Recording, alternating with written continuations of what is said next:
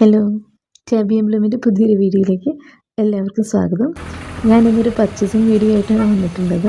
നമ്മുടെ തൊടുപുഴയിലുള്ള ജെ.കെ മെഷീൻ സർവീസിലാണുള്ളത്. നമുക്കെല്ലാവർക്കും ഓരോ ബക്കറ്റ് ലിസ്റ്റ് ഉണ്ടാവും അല്ലേ?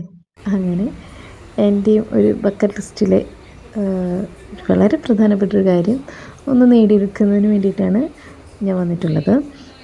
മറ്റൊന്നുമല്ല, ഉഷയുടെ പവർ മെഷീനാണ് ഞാൻ മേടിച്ചിട്ടുള്ളത്.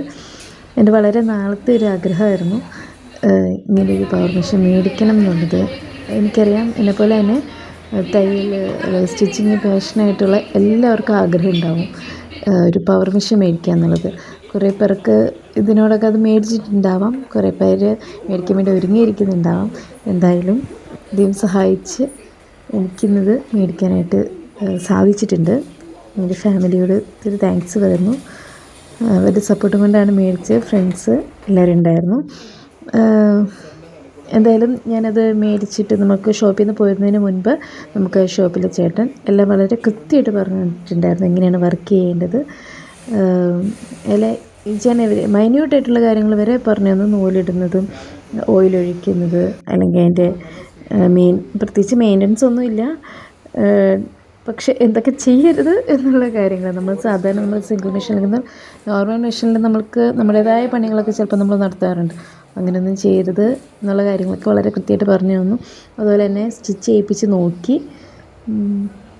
സ്റ്റിച്ച് ചെയ്ത് നോക്കുമ്പോഴാണ് എനിക്ക് മനസ്സിലായത് നമുക്ക് ഈ കാണുന്നുള്ളൊരു ഭംഗി നമുക്ക് ആദ്യമൊന്നും ഉണ്ടാവത്തില്ല. ഞാൻ നിൻ്റെ കൂടെ കൂടത്തില്ല എന്നുള്ള രീതിയിലാണ് മെഷീൻ ആദ്യം. വലിയ സഹകരണമൊന്നും എന്നോട് ഉണ്ടായിരുന്നില്ല. പക്ഷെ പോകെ ഓക്കെ, ഞാൻ ഷോപ്പിൽ നിന്ന് പോരുന്നതിന് മുമ്പ് നമ്മളെ കൊണ്ട് സ്റ്റിച്ച് ചെയ്യാൻ പറ്റുന്നൊരു കോൺഫിഡൻസൊക്കെ കിട്ടി.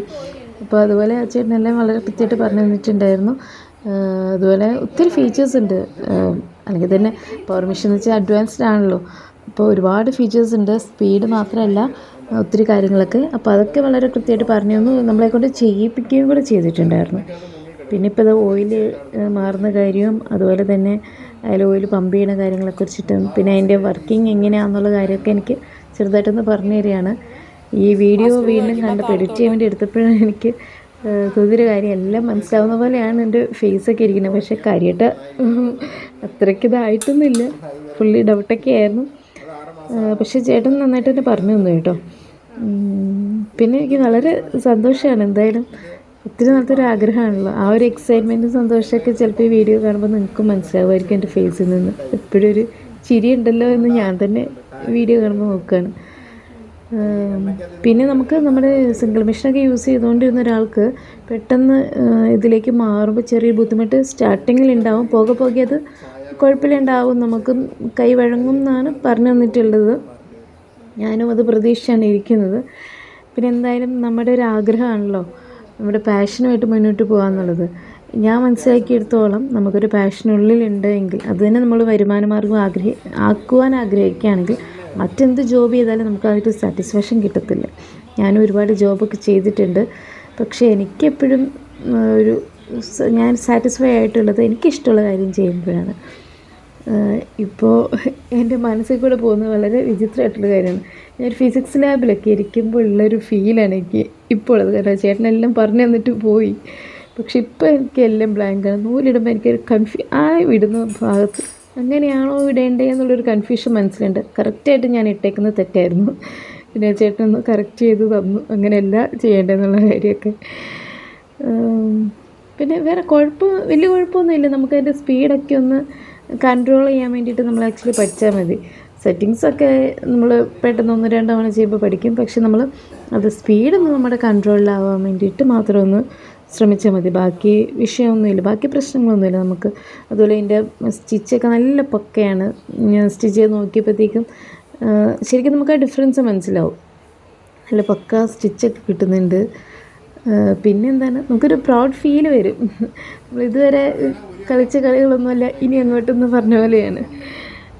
നമുക്ക് എന്തായാലും നല്ലൊരു പ്രൗഡ് ഫീൽ ഉണ്ടാവും, നല്ല സന്തോഷമുണ്ട്. ഇതൊക്കെ ശരിക്കും എനിക്കൊന്നും മനസ്സിലാവാതെ കിളി പോയിരിക്കുന്നതാണ് കേട്ടോ. കാരണം നമ്മുടെ കയ്യും മനസ്സെല്ലാം നമ്മുടെ സിംഗിൾ മെഷീൻ്റെ കൂടെയാണ്. ഇതിലേക്കങ്ങ് കൂട്ടായി വന്നിട്ടില്ല. അപ്പം ഞാൻ എപ്പോഴും പ്രഷർ ഫുഡ് പൊക്കാനും താത്താനൊക്കെ കൈയും കൊണ്ട് പോവുകയാണ്. പക്ഷേ എല്ലാം ഓട്ടോമാറ്റിക് ആണെന്നുള്ള കാര്യം മൈൻഡിലേക്ക് പോകില്ല. അതാണ് ഞാനിപ്പോൾ പറഞ്ഞുകൊണ്ടിരിക്കുന്നത്. എനിവേ ഹാപ്പിയാണ്. Thanks to all family friends എല്ലാവർക്കും. അപ്പോൾ എന്നെ പോലെ ഇങ്ങനൊരു മെഷീൻ സ്വന്തമാക്കാൻ ആഗ്രഹിക്കുന്നവരുണ്ടെങ്കിൽ നിങ്ങൾക്കും അത് എത്രയും പെട്ടെന്ന് സാധിക്കട്ടെ.